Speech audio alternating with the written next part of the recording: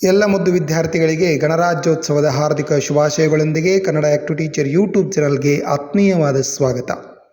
ಪ್ರಿಯ ವಿದ್ಯಾರ್ಥಿಗಳೇ, ಇವತ್ತಿನ ಈ ಒಂದು ವಿಡಿಯೋದಲ್ಲಿ ನಾವು ಗಣರಾಜ್ಯೋತ್ಸವದ ಮಹತ್ವದ ಭಾಷಣವನ್ನು ತಿಳಿದುಕೊಳ್ಳೋಣ. ಮಾನ್ಯ ಅಧ್ಯಕ್ಷರೇ, ಮುಖ್ಯ ಅತಿಥಿಗಳೇ, ಊರಿನ ಗಣ್ಯರೇ ಹಾಗೂ ನನ್ನ ನೆಚ್ಚಿನ ಗುರುಗಳೇ ಮತ್ತು ನನ್ನ ಮುದ್ದು ಮಕ್ಕಳೇ, ಎಲ್ಲರಿಗೂ ಹೃದಯಪೂರ್ವಕವಾಗಿ 76ನೇ ಗಣರಾಜ್ಯೋತ್ಸವದ ಶುಭಾಶಯಗಳು. ಜನವರಿ 26ರಂದು ಭಾರತೀಯರು ಗಣರಾಜ್ಯೋತ್ಸವವನ್ನು ದೇಶಾದ್ಯಂತ ಸಂಭ್ರಮ ಸಡಗರದಿಂದ ಆಚರಿಸಲಾಗುತ್ತದೆ.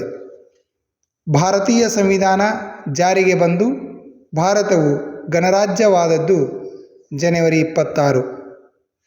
1950ರಂದು ಈ ದಿನವನ್ನು ಗಣರಾಜ್ಯೋತ್ಸವವಾಗಿ ಆಚರಿಸಲಾಗುತ್ತದೆ. ಆಗಸ್ಟ್ 15, 1947ರಂದು ಭಾರತ ಸ್ವತಂತ್ರವಾದ ನಂತರ ಆಗಸ್ಟ್ 29ರಂದು ಡಾಕ್ಟರ್ ಅಂಬೇಡ್ಕರ್ ಅವರ ನೇತೃತ್ವದಲ್ಲಿ ಕರಡು ಸಮಿತಿಯ ನೇಮಕಾತಿಯನ್ನು ಮಾಡಲಾಯಿತು. ಈ ಸಮಿತಿಯು ಸಂವಿಧಾನದ ಕರಡು ಪ್ರತಿಯನ್ನು ತಯಾರಿಸಿ ನವೆಂಬರ್ 4, 1947ರಂದು ಶಾಸನಸಭೆಯಲ್ಲಿ ಮಂಡಿಸಿತು. ನವೆಂಬರ್ 26, 1949ರಂದು ಅಂಗೀಕರಿಸಲ್ಪಟ್ಟು ಅನೇಕ ಪರಿಶೀಲನೆ ಮತ್ತು ತಿದ್ದುಪಡಿಗಳ ನಂತರ ಜನವರಿ 26, 1950ರಂದು ಭಾರತದ ಸಂವಿಧಾನ ಜಾರಿಗೆ ಬಂದಿತು. ಭಾರತದ ಸ್ವಾತಂತ್ರ್ಯ ಚಳುವಳಿಯಲ್ಲಿ ಜನವರಿ 26, 1929ರಂದು ಭಾರತದ ರಾಷ್ಟ್ರೀಯ ಕಾಂಗ್ರೆಸ್ ಪೂರ್ಣ ಸ್ವರಾಜ್ಯದ ಧ್ಯೇಯವನ್ನು ಹಾಕಿಕೊಂಡಿತ್ತು.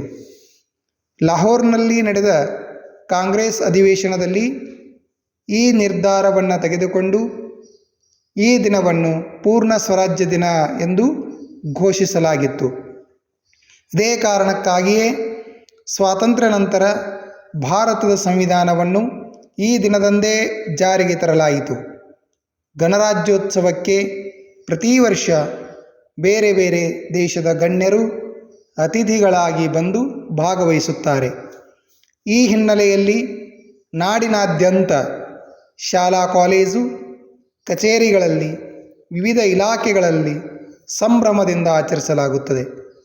ಭಾರತೀಯ ಸಂವಿಧಾನ ಜಾರಿಗೆ ಬಂದು ಭಾರತವು ಗಣರಾಜ್ಯವಾದದ್ದು ಜನವರಿ 26, 1950ರಂದು. ಇದರ ಪ್ರಯುಕ್ತ ಈ ದಿನವನ್ನು ಗಣರಾಜ್ಯೋತ್ಸವವಾಗಿ ಆಚರಿಸಲಾಗುತ್ತದೆ. ಇಷ್ಟು ಹೇಳಿ ನನ್ನ ಭಾಷಣವನ್ನು ಮುಗಿಸುತ್ತೇನೆ. ಜೈ ಹಿಂದ್, ಜೈ ಭಾರತ್.